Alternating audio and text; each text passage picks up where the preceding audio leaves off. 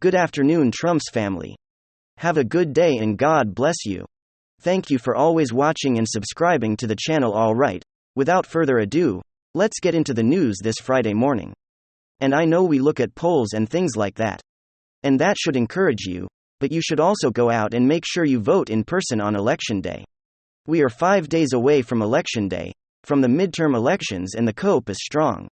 The gaslighting is very high right now by the Democrat Party because they understand the complete wipeout that is coming their way because the American people have had enough of their policies that has destroyed this nation already.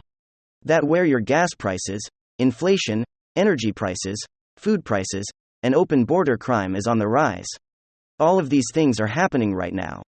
And not to mention us sending billions of dollars of taxpayer dollars to fight Russia in this proxy war in Ukraine, that the Biden regime is hell-bent on doing. There are so many things that they're doing.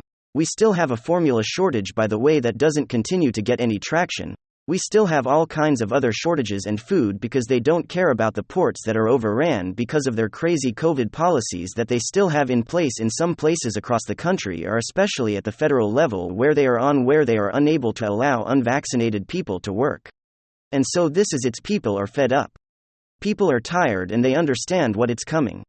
They have all their propaganda machines working overtime right now in the mainstream media.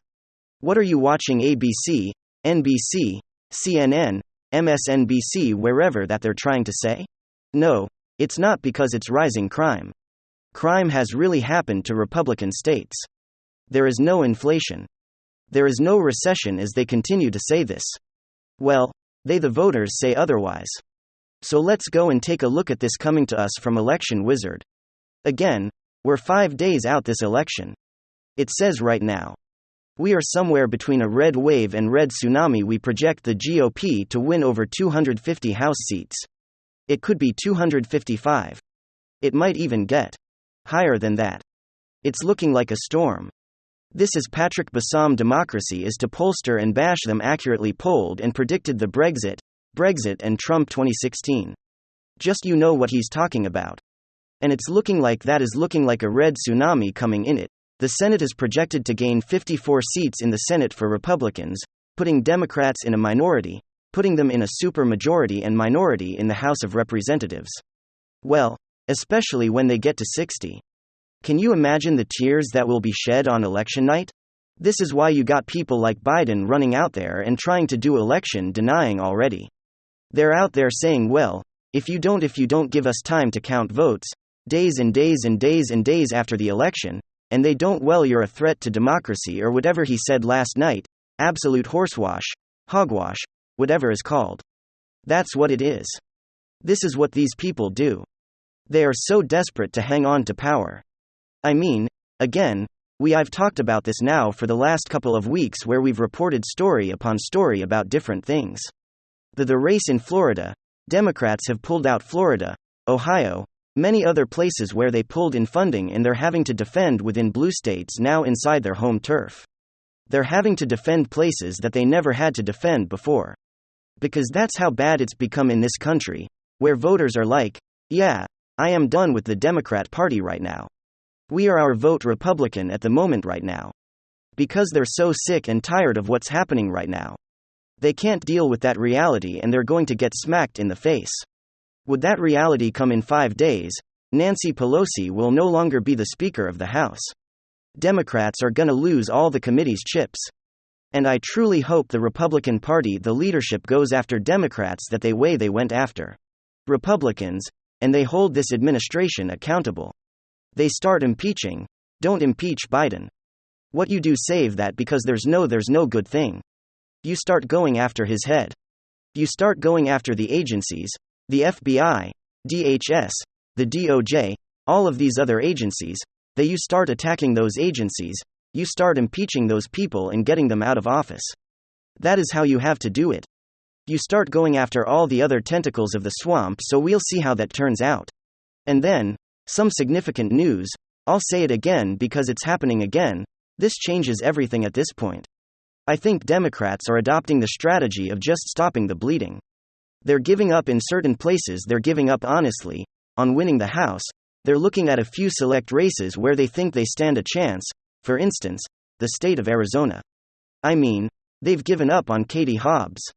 Well, to be honest, it seems like Katie Hobbs has given up on Katie Hobbs, but they've given up on the Katie Hobbs, Kari Lake race, and they still think that they stand a chance with Mark Kelly against Blake Masters.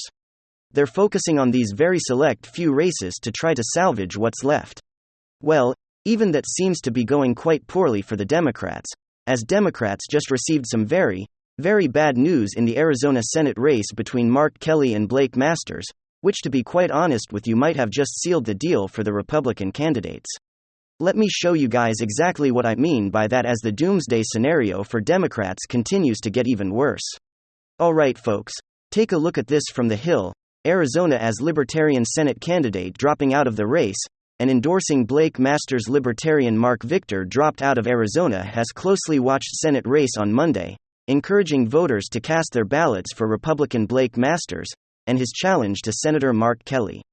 Polls had shown Victor garnering support in the low single digits, but a small block of voters could provide a critical boost to Masters, as surveys show Republicans only trailing Kelly by a few percentage points. Don't vote for Mark Victor for Senate, vote Blake Masters, Victor said on Tuesday. Blake's in a very tight race here with Mark Kelly, and I want to see him. When Victor met virtually with Masters prior to dropping out of the race and posted a video of their roughly 20-minute conversation. Everyone listen to this. Well, I tick through many issues. We talked about lots of economic issues, we talked about lots of civil liberty issues. And while we don't see eye to eye on everything, I feel very confident after that conversation that Blake Masters is going to do everything he possibly can to further the interests of the Live and Let Live global peace movement. My takeaway from that conversation is that this guy really is, in his heart and in his mind, he's in favor of doing everything he can to get us very sternly, very smartly in the direction of Live and Let Live. And that seems like a good trade-off to me, for me to step down with my campaign and urge people not to vote for me, not to vote for Mark Kelly, but to vote for Blake Masters, because given where we are right now, and given our options right now, Blake Masters is the best choice for United States Senate.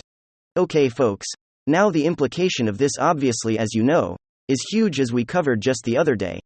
The nonpartisan Cook Political Report last week shifted its ratings from lean Democrat to toss up after private polling showed Kelly's lead narrowing. A poll from the left-leaning Data for Progress released last Wednesday showed the candidates tight at 47% each, while other recent surveys have recorded a small gap within the margin of error.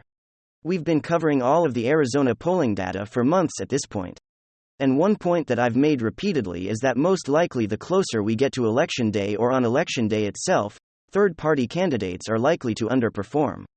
We've seen polls showing the Libertarian candidate in the Arizona Senate race garnering anywhere from 3 to 5%. And we were expecting that likely in the end, he'd get anywhere from 1 to 2%. And a lot of those votes would migrate to Blake Masters. Essentially, the conclusion was that Blake Masters' support by virtue was being underestimated. Well, now in this scenario, with the Libertarian candidates pulling out of the race, and not only pulling out but endorsing Blake Masters, that takes it to a whole other level. Because now it's likely that the 3% of voters who are supporting that Libertarian candidate, a hefty majority of them, are now going to go vote for Blake Masters on Election Day. That can possibly give him a +2 to +3% boost instantly. And what does that mean? Well, that means that Blake Masters is either head-to-head or currently ahead of Mark Kelly because of this endorsement. If we take a look at all of the Arizona Senate polling data, we see consistently over and over again that Mark Kelly is leading by 2 points. Well, if Mark Kelly gains 2 to maybe 3 percentage points baseline, he's now either tied with Mark Kelly or head 0.5% or even 1%. Then, if we factor in that most of these polls are overestimating Democrats' support historically over the last couple of elections by anywhere from 1 to 5%. In many cases, the average is around 2 to 3%. Well, then Blake Masters may already be in the lead of Mark Kelly, and he might have just got another boost on top of it from this latest revelation. We have so many factors working in favor of Blake Masters in Arizona. The first factor is that he's on the same ticket with Kari Lake, who are now seeing leading her opponent Katie Hobbs by double digits, in a couple polls here showing Kari Lake leading by 11 points. Well, Blake Masters is the Republican candidate on the same ticket as Kari Lake. That's going to have an impact that, if we take into account that it's just generally a Republican-favored election environment in terms of the pure enthusiasm and the splits when it comes to undecided independent voters, Let's factor in that the polls are most likely wrong and underestimating Republican support.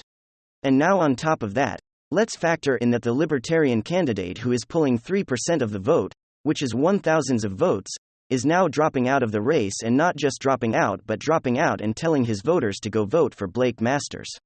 I don't think it's far-fetched at all to say that Republicans are slated to pick up another seat here in the Senate.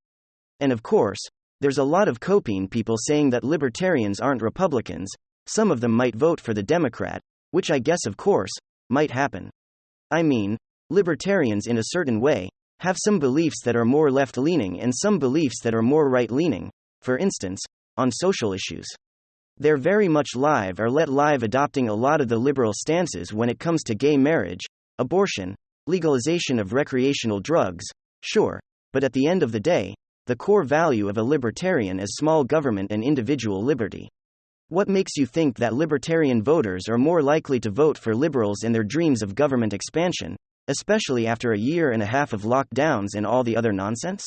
The chances are the overwhelming majority of libertarian candidates are going to enthusiastically head to the polls and vote for Blake Masters. I think that's pretty much just an undeniable fact. Democrats were probably pretty hopeful that this could be the saving grace that Mark Kelly would retain that Senate seat in Arizona. I don't think that's the case anymore. In fact, I don't think that's been the case for a while. But there's a couple of last-minute factors here that are essentially sealing the deal. And if you thought that the Libertarian candidate dropping out and endorsing Blake Masters was the last of it, well, you would be wrong, because there's also another last-minute surprise that I think is going to further benefit Republicans, and that's the Cheney effect, the Liz Cheney effect. Supposed Republican Liz Cheney announced a $500,000 political ad buy in the state of Arizona endorsing Katie Hobbs. Yes, disgraced warmongering. Fake Republican Liz Cheney is now actively campaigning for Katie Hobbs in Arizona, completely disgraceful considering she's still a sitting Republican congresswoman representing Wyoming, and instead of doing her job representing the people of her state, she's campaigning for a Democrat in Arizona, but just like we saw when she was losing her Wyoming race, and she went straight to her dead Dick Cheney to campaign for her in Wyoming. It's not going to work because the warmongering Chinese are some of the most deeply unpopular political figures in modern American history. I mean, just imagine it. Imagine you're not tuned in to the old dynamic and whatnot. You're a Democrat and you plan on voting for Katie Hobbs, and then the Cheneys show up on your TV and tell you to vote for Katie Hobbs. Not exactly a good look. Kari Lake is of course having a field day with this one, thanking Liz Cheney for the incredible endorsement and even claiming that ever since Liz Cheney endorsed her candidate she's seen record fundraising throughout the election season. Let's take a listen. Liz Cheney now is officially my biggest fundraiser to date.